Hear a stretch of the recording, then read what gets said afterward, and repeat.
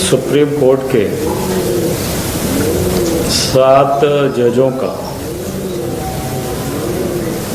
जिसको हेड कर रहे थे चीफ जस्टिस, यानी संविधान पीठ ने जो जजमेंट दिया है, फैसला दिया है, सुनाया है, वो अपने आप में ऐतिहासिक है। तो सर्वप्रथम तो उस ऐतिहासिक फैसला के लिए मैं सुप्रीम कोर्ट क्या कहते हैं संविधान पीठ को, उन्हें उस फैसला का मैं स्वागत करता हूँ। क्योंकि आज मैंने इसलिए आप सब लोगों को यहाँ बुलाया कि उसके फैसला का तार वो झारखंड से जुड़ा हुआ है, और झारखंड से जुड़ा हुआ है तो उसमें कहीं ना कहीं हम भी उसमें से जुड़े हुए हैं। आप सबके जानकारी में है कि जब 2012 में राज्यसभा का चुनाव हो रहा था, और उस राज्यसभा के चुनाव में जो खरीद फरोख्त की दुकानें जो खुल गई थी,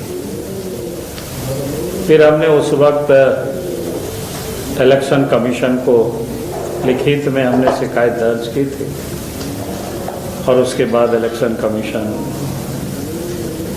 सक्रिय हुए। उसके बाद हम सबको पता है, और उसके बाद सीता सोरेन के ठिकानों से यानी कैसे कई पैसों की भी बरामदगी हुई थी, और उसके बाद जब सीता सोरेन, जब उनके ऊपर आपराधिक मामला दर्ज किया गया था सीबीआई की ओर से,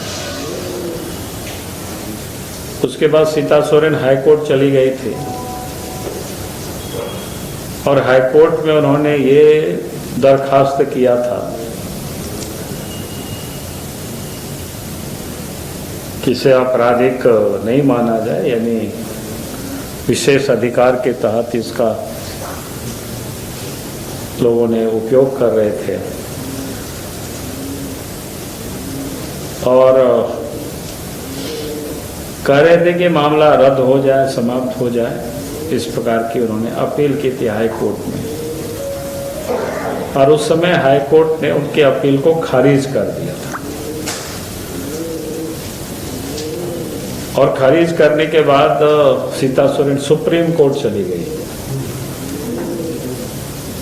और सुप्रीम कोर्ट में भी उन्होंने यही प्रे किया था कि 1998 में एक जजमेंट आया था, वो भी उन्हीं परिवार से संबंधित होता था। उनके ससुर जी का मामला था, शिबू सोरेन जी का, वो ऋषिवाद कांड 1993 की घटना, नरसिंहा राव सरकार को बचाने में जो पैसे का जो खेल हुआ था, तो वो केस जब चला था तो 1998 में उस केस में सुप्रीम कोर्ट में ही था, और सुप्रीम कोर्ट ने ही ये कहा था कि चूंकि लेन देन बाहर में हुआ है, वोट्स अंदर में हुआ है, और इसलिए इसको उन्होंने निरस्त कर दिया था उस वक्त। तो उसी को उन्होंने नाजिर बना करके उसी केस को, उसी जजमेंट को, और फिर सीता सोरेन ने सुप्रीम कोर्ट में अपील किया था। उसी पर उन्होंने डिमांड की थी कि 1998 का जजमेंट इस प्रकार से है, और हमें भी उसका लाभ मिलना चाहिए।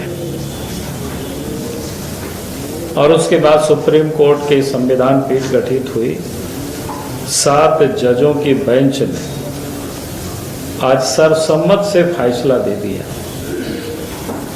भाई कोई भी अपराध करेगा, चाहे वो नोट के बदले वोट के लिए वोट देता हो, या फिर लोकसभा या विधानसभा में क्वेश्चन के लिए भी पैसा लेता हो, या पैसा ले करके क्वेश्चन करता, पकड़े जाएंगे तो उसको कोई विशेष अधिकार के दायरे में ये मामला नहीं आएगा, क्योंकि वो एक प्रकार से अपराध है और उनके ऊपर आपराधिक मामला बनता है, आपराधिक मुकदमा उनके ऊपर चलेगा। और सीता सोरेन के मामला में भी वही हुआ। अब जजमेंट आ गया, और मैंने इसलिए इस बात को यहाँ मैं कह रहा हूँ, क्योंकि मैं बार बार कहता हूँ कि भाई शिबू सोरेन जो परिवार है वो पैसे और परिवार के लिए ही ये लोग राजनीति करते हैं। और कई एक मामले तो आप देखे होंगे कि पिछले दिनों हेमंत सोरेन ने क्या कहा कि भाई मेरे नाम पर गाड़ी नहीं है, तो मेरे नाम पर जमीन नहीं है। सारे लोग वहां चिल्ला चिल्ला के बता रहे हैं भाई सब तो इन्हीं के नाम से प्रॉपर्टी है, यही तो मनी लॉन्ड्रिंग है, बेनामी संपत्ति को अर्जित करना। तो ये परिवार पूरी तरह से, और आपने देखा होगा कि जब उनके ऊपर केस भी चल रहा है लोकायुक्त में, लोकपाल में, उसके बाद वो हाई कोर्ट चले गए थे, दिल्ली हाई कोर्ट। वहां भी उन्होंने क्या प्ले लिया कि मामला बहुत पुराना है, इसलिए वो कोई बनता नहीं। भाई अजीब वो गरीब स्थिति है,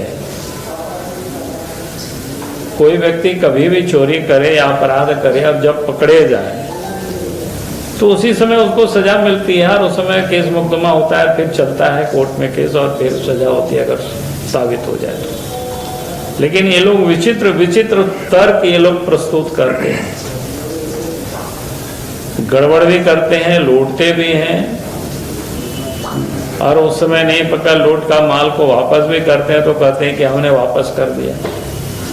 पिछले दिन आप सबके संज्ञान में है, जब मुख्यमंत्री रहते उन्होंने खदान को आवंटित किया था अपने नाम से, और जब हल्ला हुआ तो कहा कि हमने वापस कर दिया। ये 8.5 एकड़ जमीन का भी मामला वही है, जब बेनामी प्रॉपर्टी उन्होंने पूरी तरह से जब बाउंड्री वॉल किया, और जब मामला हुआ ये भी जब वहाँ तक पहुँचे, तो आपने देखा होगा कि रातों रात मैंने क्या कहते हैं इतनी स्पीडली मैंने मूल रैयतों को वापस कर देना, ये बता देना कि भैया मेरा तो है ही नहीं। यानी पूरी तरह से ये परिवार आज के तारीख में एक्सपोज हो चुका है। शिबू सोरेन परिवार, हेमंत सोरेन परिवार, यानी किस प्रकार से ये लोग मतलब एमएलए एमपी बन करके पैसा ये लोग कमाते हैं या लूटते हैं, ये और कहीं ऐसा देखने को नहीं मिलता है। नहीं, यह आश्चर्य है। अब इस प्रकार से पैसे बटोरने और फिर बचने के लिए लोग तरह तरह की तरकीब निकालते हैं, तरह तरह के ये लोग